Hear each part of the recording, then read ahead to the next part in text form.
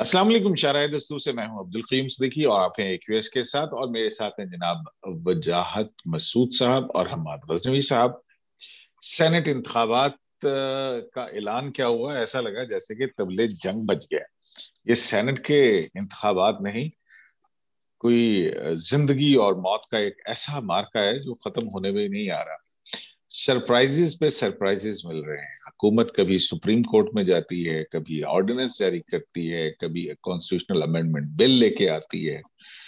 हुकूमत के हक में राय नहीं आती है, लेकिन हुकूमत कहती है हमारी जीत हुई, और फिर उसके बाद तमाम तर फोकस जो है वो बन जाता है सेनेट का इलेक्शन, जो कि कौमी असेंबली में जहां पर वोट डलेंगे। और वो है यूसुफ रजा गिलानी का मार्का और अब्दुल हफीज शेख का। लगता है कि सेनेट की इस एक नशिस्त के लिए ऑपोजिशन और हुकूमत जो है वो इस तरह से पंजा आजमा है कि अगर जो भी ये सीट हार गया तो बहुत बड़ा कोई नुकसान उसको सियासी तौर पर उठाना पड़ सकता है। वीडियोस आ रही हैं और मुसलसल आ रही हैं, कभी ऑडियो आती है, कभी वीडियो आती है। वजाहत साहब, हम ये देखते हैं कि जो लोग कहते हैं कि हम ज़मीर की आवाज पर वोट नहीं पीटीआई को देंगे, उन्हें सिंध असेंबली के अंदर धकेला जाता है उनके कोलीग्स की तरफ से। और दूसरी तरफ हैदर गिलानी जो हैं वो पीटीआई के अरकान को तराकीब बता रहे हैं कि वोट कैसे जाया करना है। हो क्या रहा है? जदीद टेक्नोलॉजी का इस्तेमाल तो सुप्रीम कोर्ट ने इलेक्शन कमीशन को करने के लिए कहा था। हम्माद साहब। हाँ, आपने नक्शा दुरुस्त खींचा है कि मार्का बरपा है। और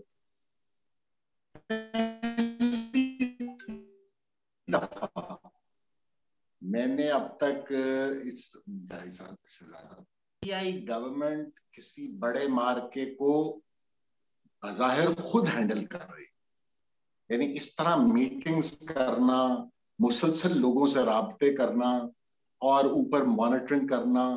होटल्स में लोगों को रखा हुआ है, कहीं पर एक होटल से दूसरे में शिफ्ट कर रहे हैं। सिंध की बात कर रहा हूँ।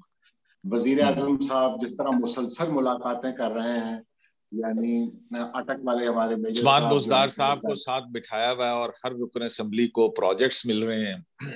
बिल्कुल ताहिर सादिक साहब से लेकर राजा रियाज साहब तक, और सब लोगों से, यानी एफर्ट इतनी अभी तक किसी चीज में डाली नहीं गई थी, नजर नहीं आई थी। और यूं लगता था जैसे उनके कोई उनके बिहाफ पर मामलात को सेटल करता है, हल करता है। खास तौर पे जब ये मसलन सेनेट का इलेक्शन हो रहा है चेयरमैन का, तो वहां पर पीटीआई की तो उसमें सिफर कारकर्दगी थी, ना आपको नजर आई और ना ही कोई दरूना खाना इसकी बात थी। तो ये पहली दफा वो खुद इस मामले को हल कर रहे हैं बज़ाहिर। अच्छा, दूसरी तरफ कुछ इशारे ऐसे भी आते हैं, दूसरी तरफ इशारे ऐसे भी आते हैं, और शाहिद खान अब्बासी जैसे आदमी की तरफ से आते हैं जो बावकार का दावर आदमी है। वो कहता है कि हमारे 2 अरकान को रोका गया कि आप you need to refrain from voting tomorrow. ये भी साथ साथ मामला चल रहा है, यानी ये दो धारी तलवार है इस वक्त। यानी एक तब्दीली तो है जरूर जो नजर भी आ रही है, लेकिन जो मामलात का सख्त होता है इत्र, वो लगता है वहीं का वहीं खड़ा है। क्योंकि मैं शाहिद खाकान अब्बासी साहब की बात को इस तरह यूं नहीं कह सकता कि सियासी बयान है जी छोड़िए, ऐसी बात नहीं है। वो एक अगर बात कर रहे हैं, वो जिम्मेदार एक सियासतदान है, उन्होंने अपने रवैये से इतने अरसे में साबित किया। तो ये सारे फैक्टर्स साथ साथ चल रहे हैं। और ये जो वीडियो की आपने बात की है, मैं बड़ा दिलचस्पी से देख रहा था कि ये कोई वीडियो किस वक्त रिलीज करनी है। ये रिलीजिंग टाइम भी बड़ा इंपॉर्टेंट होता है। जैसे हिंदुस्तान में दिवाली की फिल्में रिलीज होती हैं, हमारे यहाँ पे ईद चुनी जाती थी कि छुट्टी खास एक मौका होता है उसके रिलीज करने। तो 2 साल पुरानी बनी हुई वीडियो कैसे रिलीज हुई थी? और साथ ही आपको मालूम हुआ कि भाई ये सेनेट के इलेक्शन में तो देखें कितनी करप्शन होती है, लिहाजा इसको ओपन वोट कर देना चाहिए। यानी कुल अगर मंजर देखा जाए तो यही उसका पैगाम मिलता है ना उस वीडियो का, कि देखिए कितनी करप्शन है और इसको आप ओपन बैलेट कर दीजिए। खैर वो मामला निपट गया। अब ये दूसरी चीज फिर एक चैनल से हमने देखी है जो गिलानी साहब की आई है, वो भी इसी तरह उसका एग्जैक्ट यानी टाइम पर वो एक रात पहले वो सारी चीज सामने आ रही है, और उसका उसका फौरी रिलीज होना जरूरी था, लिहाजा वो फौरी रिलीज की गई। अब ये वीडियोस बनाता कौन है और ये सारा क्या एक कारखाना है, ये आप लोग मुझसे बेहतर समझते हैं। अच्छा जी, इलेक्शन जो होने जा रहा है, मेरा ख्याल है आप जब ये प्रोग्राम लोगों तक पहुंच पाएगा तो इलेक्शन का रिजल्ट आ गया होगा क्या? नहीं अभी नहीं। दोनों नहीं नहीं अभी नहीं, जब सुबह सुबह ये ऑन एयर अच्छा होगा तो उस जी, वक्त वोटिंग हो रही है। दोनों दोनों सूरतों में इलेक्शन का रिजल्ट जो है, जिस तरह आपने कहा कि उसको इतना बड़ा मार्का बना दिया गया है, मेक और ब्रेक की कैफियत लग रही है, और इस पर कोई प्रिडिक्शन करना तो मेरा ख्याल है एडवेंचरिज्म होगा। लेकिन हुकूमत का इस इलेक्शन को हारना, ये हुकूमत की नाकामी नहीं होगी सिर्फ, ये पूरे निजाम की नाकामी होगी। ये हाइब्रिड सिस्टम औंधे मुंह गिर जाएगा। लिहाजा ये बहुत उजूबा रिजल्ट होगा अगर हम ये तवक्को रखते हैं कि ये रिजल्ट यूसुफ रजा गिलानी साहब के हक में आएगा। देखिए ना, एक तरफ ये आईएमएफ वर्सेस लोकल्स का इलेक्शन हो रहा है, इसमें आप कैसे जीत सकते हैं आप? ये मैं तो बहुत हैरान होऊंगा अगर इस इलेक्शन का रिजल्ट जो है वो मकामी लोगों के हक में आ जाए। तो मेरे ख्याल है मैंने इब्तदाई बात कर दिया, अब हम बजाज साहब को भी जरा शामिल कर लीजिए, फिर आगे चले। जी वजाद मसूद साहब, एक तरह से तो जो मैं समझा हूँ, वो कहते हैं ना कि वसतुल्ला का अपने प्रोग्राम में कि जीरा ब्लेड की जुबान के अंदर, यानी आम आदमी की जुबान के अंदर, जो एतजाज एहसन ने कहा था, थानेदारा तू मेरे पुत्र नु कुटिया ते बहुत है, पर तेरा शुक्रिया कि तू इन्हू मां याद कराती। अरकाने असम्बली की याद आ गई, जमहूरियत की याद आ गई, वोटों की गिनती की याद आ गई। अच्छा नहीं हो गया? हम्म। वो टेक्नोलॉजी की बात आप कर रहे थे, और हमाद भाई ने उसमें जो है वो international global actors versus local ले आए। तो एक पुराना तकरीबकार शेर मुझे याद आ गया हम्म। कि हमें हर एक रंग में खसारा ए बहार था, हमें हर एक रंग में खसारा ए बहार था, हमारा ए बहार भी तुम्हारा ए बहार था। हम्म। तो भाई ये जो सेनेट का मार्का, जिसमें कल 37 निशस्तों का फैसला होना है, वाइल्ड डाउन होके तो वो एक निशस्त का रह गया, बाकी तो बाकी निशस्तें तो जो है वो पस मंजर में चली गई हैं। टेक्नोलॉजी क़य्यूम सिद्दीकी साहब शऊर के इत्तिका के साथ सिंक्रोनाइज ना करे तो वो जहालत, नाइंसाफी और बेकायदगी के तसलसल का एक आलाकार बन जाती है। हम तो वो लोग हैं आरटीएस ना की तरफ इशारा है आपका?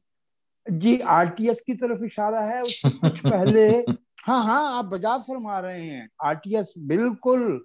अगर आरटीएस उन लोगों के हाथ में हो जो लोग जमहूरियत के लोगों के मियार जिंदगी के साथ रिश्ते को नहीं समझते, तो आरटीएस बंद हो जाता है। हमने तो इस मुल्क में प्रेशर कुकर से जो है वो बारूदी सुरंगें बनती देखी, हमने इसमें वॉशिंग मशीन के टाइमर से जो है वो इम्प्रोवाइज्ड एक्सप्लोसिव्स बनते देखे। ये टेक्नोलॉजी का ये, अगर टेक्नोलॉजी हमारी कदरों के साथ इर्तिका में नहीं आती, अगर हम उसे खुद जनरेट नहीं करते तो फिर यही इस्तेमाल हुआ करता है। मैंने चंद रोज पहले एक ट्वीट की थी, हो सकता है आप दोनों भाइयों की नजर से गुजरी, हो सकता है ना गुजरी हो। मैंने लिखा था, वो हजरत राबिया बसरी का एक कॉल है, उससे अखज करके कि कसम है पैदा करने वाले की, हम खुफिया वीडियो के जुल्म में जिंदा है। हमने इस पूरे हमने 23 करोड़ लोगों को एक अलमारी के एक खाने में बंद कर दिया है, जिसकी वीडियो है वो भी खौफजदा है, और जिसकी नहीं है वो ना होने से खौफजदा है। कल अच्छा, ये बड़ा एक जो टेक्निकल सा पॉइंट है, यानी कि ये प्राइवेसी जो है ये बड़ा एक बुनियादी बुनियादी हकूक के अंदर है। किसी की छुप के वीडियो बनाना, उसको फिर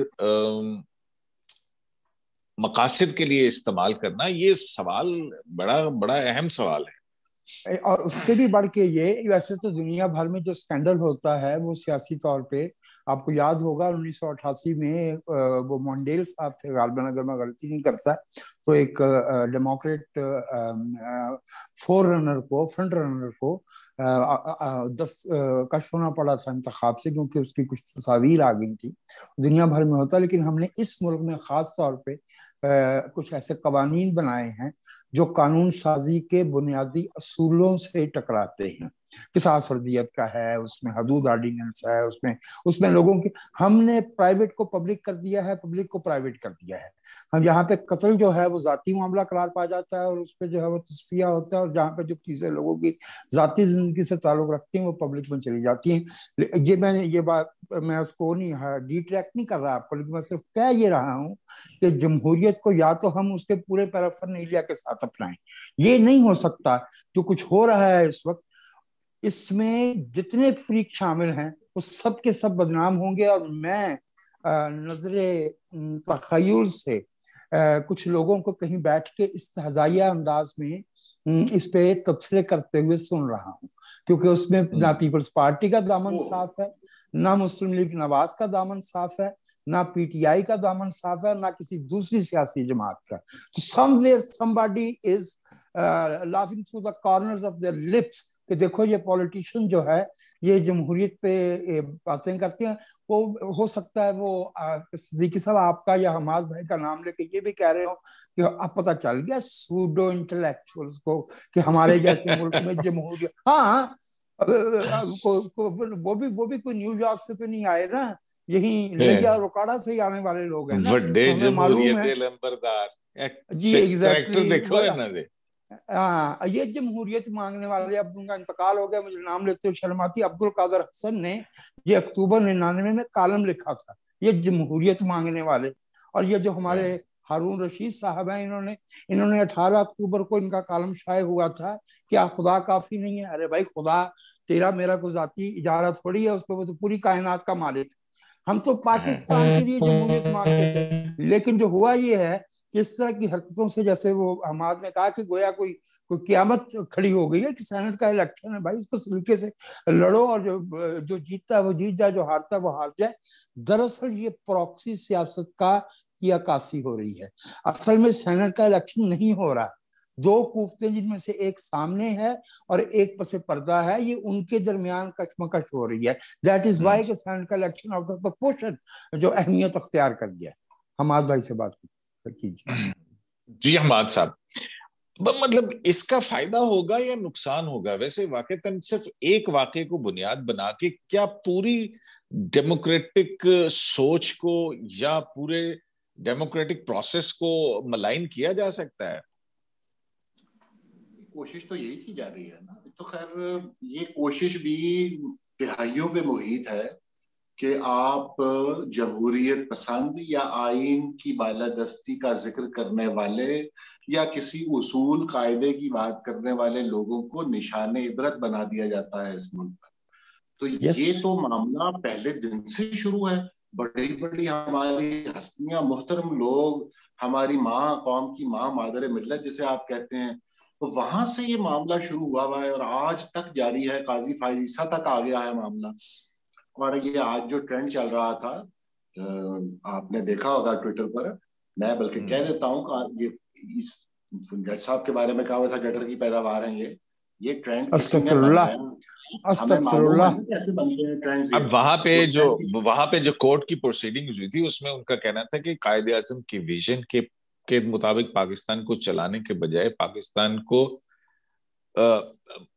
मतलब हमें ऐसा लग रहा है हम पाकिस्तान में नहीं किसी गटर में रह रहे हैं। मतलब दैट वाज उन्होंने तो इस सेंस में कहा ना कि भाई हम हम्म इखलाकी तौर पे इतने गिर गए हैं। और सच तो ये है कि सहाफत हम्म हो, सियासत हो, या जिंदगी का कोई दूसरा शोबा हो, इंक्लूडिंग लीगल फ्रेटर्निटी, इनफैक्ट अगर दुनिया में इखलाकियात का कोई इंडेक्स हो सकता है तो उसमें तो हमारे मुल्क में जो है हम बहुत नीचे आएंगे।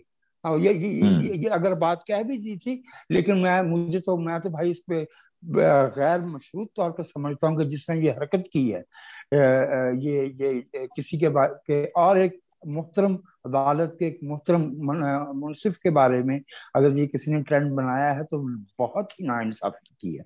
यही मुसीबत है मैं कि यही हमने इस समझ मुल्क में एक यही एक वजह है एक, कि एक काजी फाइज ईसा ये अदालत में अपने में मतलब ये कहते भी तारीख तारीख देखें। हम तो काश के वजाद साहब और हमाद साहब आप कल गाड़ी पकड़ें और इस्लामाबाद पहुंचे और उस कमरा अदालत में देखें जहां पे तारीख जो है वो हमें क्या दिखा रही है कि फेलो जजेस के सामने एक जज कटहरे के अंदर है। यानी मैं तो यहां तक कहूंगा कि काजी जो है वो कटहरे के अंदर है और अदलिया तारीख के कटहरे के अंदर। और इंसाफ एक खंदक में गिरा हुआ है, खाई में गिरा हुआ है। अच्छा आपने जुमला बोला। हम और वो दुहाई दे रहे मैंने हैं कहा कि जो करेक्टर जज कटहरे असैसिनेशन में हो खड़ा रही है है और इंसाफ खाई में गिरा हुआ है। और जी मतलब जी जी। दुहाई दे रहे हैं कि जनाब जो अच्छा मैं जो बात मुझ कर पे रहा था ना, स्टिग्मा या मेरे बच्चों के ऊपर जा रहा है, मुझे लाइव नशरियात दें ताकि सच जो है वो सामने आए। सिलेक्टेड तो जाहिर इंफॉर्मेशन है ना ये नहीं आए। हो पाएगा, जाहिर है ऐसा नहीं हो पाएगा। लाइव इंफॉर्मेशन का इस मुल्क में तो जो है वो 50 बरस गुजरने के बाद भी जो है वो मालूम नहीं हो पाता कि दरअसल क्या हुआ था। अनफॉर्चुनेटली ये जो काजी फायज ईसा फरमा रहे हैं, ये पहली दफे नहीं हो रहा। इस मुल्क में एक मुंतखब वजीर आजम को अदालत में कत्ल किया गया, अदालत के अंदर उसको अदालती फांसी, अदालती कत्ल था। जुल्फकार अली भुट्टो का मुकदमा, तमाम क्रिमिनल लॉ के प्रिंसिपल जो है वो मलियामेट किए गए। यहाँ पे जो है वो वजीर आजम के भाई को कत्ल किया जाता है और कोई मुड़ के नहीं पूछता। मैं आपसे अर्ज कर दूं, हो सकता है ये आपके ख्याल में ये ज्यादा सेंसिटिव बात हो, इस मुल्क का एक खारजा सेक्रेटरी मर्डर हुआ, नियाज नाइक। मैं सोचता ही रहता हूँ कि इतने बरस गुजर गए, क्या उस मुकदमे पे कोई पेशरफ्त हुई? क्या किसी ने सवाल उठाया कि नियाज नाइक को मर्डर किया गया है? किसने किया है, क्यों किया है, और कौन लोग थे वो कातिल, और क्या वो सजा को पहुंचे? तो ये जब जब हम इस तरह के मलफूफ सोसाइटी में जहां आवाजों को दबाया जाता रहते हैं, तो उसमें फिर जो काजी फायज ईसा के साथ हो रहा है वो अनफॉर्चुनेटली मुल्क के दरअसल हर शख्स के साथ हो सकता है। मैं दोबारा इशारा दे रहा हूं कि वो मौलाना दोबारा मुंतखब हो गए हैं पंजाब से सेनेट के लिए, जिन्होंने पाकिस्तान की सलामती के सबसे बड़े जिम्मेदार शख्स की करेक्टर असैसिनेशन की, उसकी जात पे हमले किए, वो दोबारा इलेक्ट होके आ गए। अनफॉर्चुनेट बात हमाद है। साहब, यानी मैं असल कह रहा हूँ कि महफूज हमाद कोई नहीं साहब, है, हमाद साहब महफूज को कोई नहीं है। जी जी जी हमाद साहब कुछ प्लीज कह रहे जी। थे, हम इंटरवीन कर गए अच्छा उसके लिए पहले जी माजरत जी हमाद साहब आपसे। नहीं कोई बात। मैं ये कह रहा था, यही बात आप लोग जो कर रहे हैं हूबहू मैं भी यही बात कर रहा था कि उन ये खूनी लिबरल्स जो है ना, यानी जो जमहूरियत की बात करने वाले लोग हैं, उनको कैसे निशान इबरत बना दिया जाता है या बनाने की कोशिश की जाती है। जो आप कह रहे हैं कि उनकी बीवी जो है काजी भाई ईसा साहब की बेगम भी फिर रही हैं, वो लंगड़ाती हुई आती हैं खातून बेचारी, और किस तरह उनके वो चस्पा किए जाते हैं उनके दरवाजों पे नोटिस, यानी उनकी इहानत करने की हर तरह कोशिश की जाती है। और आज का जो ट्रेंड बना है वहां तक, ये भी कोई नई बातें नहीं है हमारे लिए, हमें मालूम है कि इन लोगों के साथ क्या सलूक किया जाता है। कोई आदमी जो खड़ा हो जाए, एक आवाज निकाल दे, मरियम नवाज एक खातून जो है उसकी किस तरह की कैरेक्टर असैसिनेशन की जाती है, ये कौन लोग करते हैं, कैसा कैसा ट्रेंड उनके लिए बनाया गया है। ये एक सेल्स है ना, हमें तो मालूम है कि ये किस तरह बात शुरू होती है और फिर किस तरह उसको आगे बढ़ाया जाता है। अब इसके दूसरी तरफ देखिए जरा, इसके बरक्स जो लोग खिदमात अंजाम देते हैं, ताबेदारी करते हैं और पूरे पूरे निजाम में नकब लगाते हैं, उन लोगों को नौकरियों के बाद भी किस तरह तहफ़्फ़ुज़ दिया जाता है, उनकी मराहत में इजाफा किया जाता है, उनको दोबारा नौकरियां दी जाती हैं, किसी को किसी कमीशन का सरबराह बना दिया जाता है, किसी को किसी कमीशन का सरबराह बना दिया जाता है। तो ये एक धड़े हैं। आप अनफॉर्चुनेटली एक ऐसे धड़े में हैं जो जिसका सर कलम कर दिया जाएगा। आज तक किया जाता रहा है और आगे भी ख्वाहिश यही है कि आपका सर कलम कर दिया जाए। जी, तो किसी को कमीशन में और किसी को मिशन में। हाँ, कलम उठाया हुआ है। आप एक सही बात लड़ रहे हैं और मुसलसल लड़ते चले जा रहे हैं, चाहे आपके जो मुखालिफ लश्कर है वो कितना ही ताकतवर क्यों ना हो, लेकिन आप खुद अपने जमीर के कैदी हैं और आप वो करते चले जा रहे हैं। अब जैसे दूसरी बात उन्होंने कही थी, काजी साहब ने मशरकी पाकिस्तान का जिक्र करना, उन्होंने कहा ना मायूब है यहाँ पे, तो वो क्या मतलब है उस बात का? तो देखिए वो हम सारे, मैं क्या आप सब इस बात के गवाह हैं कि इस शहर में कितनी तकरीबात हुआ करती थी सबूत ढाका वाले दिन, अब नहीं होती। ये सफे छपा करते थे ना अखबारात में, स्पेशल एडिशन छपा करते थे, हम खुद पढ़ते थे ना, लिखते भी थे उनमें, वो अब नहीं छपते हैं, अब कुछ और होता है।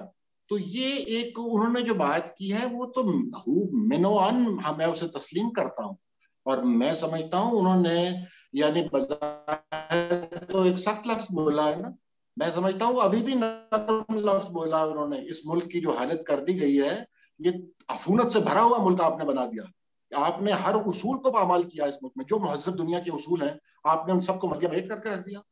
और आप अब भी यानी आप उस सबसे बड़ी बात ये कि आप अखलाक के कस्टोडियन बने हुए हैं। आज आप धूल उड़ाते हैं, आप स्मोक स्क्रीन्स क्रिएट करते हैं कि कोई पहचाना ना जाए, यानी आप सच और झूठ का इम्तियाज खत्म करना चाहते हैं, जिसके लिए आपने ये मीडिया को अपने जिस तरह जो गुलाम बना के रखा हुआ है।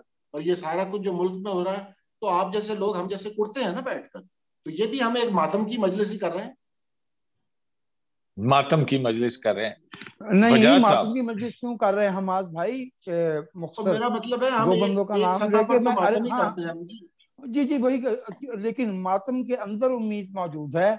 अगर परवेज रशीद को एक फ्लिम्जी एक्सक्यूज पे सेनेट में जाने से रोका जाता है, और अगर काजी फाइज ईसा कम से कम 2.5 बरस से, कम से कम 2 बरस से मजाहमत कर रहे हैं, तो मैं तो एक शेर आपकी खिदमत में पेश करता हूँ, फिर कयूम सिद्दीकी की तरफ चलते हैं। तू मेरे दस्ते बुरीदा का किनाया तो समझ, तू मेरे दस्ते बुरीदा का किनाया तो समझ, यानी तुझको मेरी बैत नहीं मिलने वाली। ये पाकिस्तान हर मोड़ पे कोई ना कोई पैदा करता रहेगा, फायज ईसा, कोई परवेज रशीद, कोई रजा रब्बानी, कोई फरहतुल्लाह बाबर, कोई याया अफरीदी, कोई मंसूर अली शाह, कोई याया अफरीदी, कोई मुशाहिदुल्लाह खान, कोई हसन नासिर, कोई हमारे पास भी चिरागों की फहरिस्त है, और हमारे चिराग रिटायर नहीं होते और ना तौसीह मांगते हैं, क्योंकि वो तारीख में जिंदा रहते। आखिरी नाम भी ले देता हूँ, और कोई वजाहत मसूद। नहीं ये ना नहीं, ये आप इसको एडिट कीजिए प्लीज। ये अब आपने मुझे एम्बैरस किया है, मैं नहीं, ये आपकी मौजूदगी में नहीं कह रहा, ये आपकी मौजूदगी में नहीं कह रहा, अगर आप ना होते तो मैं इस पर तवील बात करता। बहरहाल जी, नहीं, बिल्कुल ठीक बात है, बिल्कुल ठीक बात है। यही चिराग जलेंगे तो रोशनी होगी। क्यों जी? कम से कम कल के दिन के इख्तिताम पे देखते हैं कि अभी रोशनी होती है, हमने अपने अरमानों को किस मिट्टी में बोना। देखिए बात, अच्छा, जमहूरियत के अंदर जो है प्रिंसिपल पे खड़ा होना जरूरी है, हार जीत जरूरी नहीं है। हार जीत जरूरी नहीं है, वो तो बिल्कुल ठीक कहा आपने। ये तो नंबर गेम है ना जी। बिल्कुल बिल्कुल, और वो एक मेथड है, न्यूमेरिकल इक्वेशन, ये न्यूमेरिकल मेथड है। 50% + 1, वो एक न्यूमेरिकल, वो तो एक कॉन्फ्लिक्ट रेजोल्यूशन का तरीकाकार है। Spirit of democracy numbers method नहीं रखती। आप हजरात से ये भी दरखास्त है, मैं आखिरी से बात कर रहा हूँ, कि ये जो सेनेट का आपका तरीकाकार है, इस पर अगर आप गौर करें, ये इस कदर कॉम्प्लिकेटेड तरीकाकार है जिसके लिए वर्कशॉप करके इन अच्छे भले लोगों को जो सियासत को समझते हैं, वोट कैसे डालना है और क्या करना है, उन्हें किसी को समझ नहीं आती। पहली प्रेफरेंस, दूसरी प्रेफरेंस, तीसरी प्रेफरेंस, चौथी, इट गोज ऑन। ये और ये बीच में से अगर 3 प्रेफरेंसेस छोड़ी जाए तो उसके क्या असरात पड़ते हैं। ये एक बहुत ही कॉम्प्लिकेटेड निजाम है। इसके बारे भी ये जो फाउंडिंग फादर्स थे उन्होंने कुछ सोचा होगा, लेकिन मेरे नजदीक ये कम से कम ऐसा निजाम है, इस पर भी गौर करने की जरूरत है। सही कहा, दुरुस्त कहा, बिल्कुल ठीक बात है। देखिए नहीं, अब सपोज टू, देखिए बात ये है कि ये भी एक इलेक्शन का तरीकाकार तो है ना, और मेरा ख्याल है कि सबको पता होता है कि क्या कौन किस तरह से करना है। हाँ, उसकी काउंटिंग एक पेचीदा अमल है, क्योंकि जाहिर है फर्स्ट प्रेफरेंस के ऊपर एक मिनिमम नंबर रिक्वायर्ड है, वो पूरा हो जाता है तो फिर बाकी वोट जो है वो फॉल इन करते हैं सेकंड प्रेफरेंस को, फिर उसके बाद तीसरी और फिर चौथी, इस तरह से पूरे होते होते जैसे पॉइंट्स खत्म होते जाएंगे सीटें मैं फिल बात होती करता हूँ, जाती है ना। मैं दोबारा इंटरवीन कर रहा हूँ, आई एम सॉरी। ये जितनी गुफ्तगू हम जैसे लोग और भी बहुत से साथी इस वक्त कर रहे हैं सेनेट का इलेक्शन शफाफ कराने के लिए, इदारे भी कर रहे हैं, हर आदमी कर रहा है, तो काश हमारी दिलचस्पी होती कि इसी तरह हम अपने जनरल इलेक्शंस को भी पाक साफ करने की कोई बात वाह करते। वाह, आज जो असल इलेक्शन होता है इस मुल्क का, उसमें कोई टेक्नोलॉजी का इस्तेमाल, वोट नजर आना चाहिए, जानिबदारी भी हो, गैर जानिबदारी भी रहे, इस तरह की बातें जो और हमाद भाई उसमें धुंध को रोकने का भी कुछ तरीका निकाला जाए। कोई शीट उसके लिए भी कि धुंध को बॉर्डर के बाहर धकेल दिया जाए। लेकिन देखे ना, देखिए बड़ा जो मसला है उसके ऊपर भी खुदारा कोई गौर करे। बिल्कुल बिल्कुल, उसके ऊपर भी सोचेंगे, उसके ऊपर भी सोचना चाहिए, बहुत अहम है। और 218 जो कि आपने और हमने सारा कितना जिक्र सुना है और वो सारा पढ़ भी लिया है आपने, तो बात आ जाती इलेक्शन कमीशन के ऊपर। इलेक्शन कमीशन के पास बहुत पावर्स हैं, इस आइन ने उनको बहुत इख्तियार दिया है। अल्लाह करे कि जैसे इलेक्शन कमीशन आजाद हो रहा है, इस तरह से वो आजादाना तौर पर गैर जानिबदाराना मुनसिफाना शफाफ इंतखाबात के लिए जदीद टेक्नोलॉजी का इस्तेमाल करके अवामी गहरी राय नजर पर से मबनी मामलात पे गौर करें। गहरी नजर से मामलात पे गौर करें। भाई गहराई में जाके देख, अरे आपको समझ नहीं आ रही, अरे गहराई में जाके सोचिए। इलेक्शन कमीशन, अरे गहराई में क्यों नहीं जाते आप, अरे भाई समझ नहीं आ रही है। इजाजत दीजिए।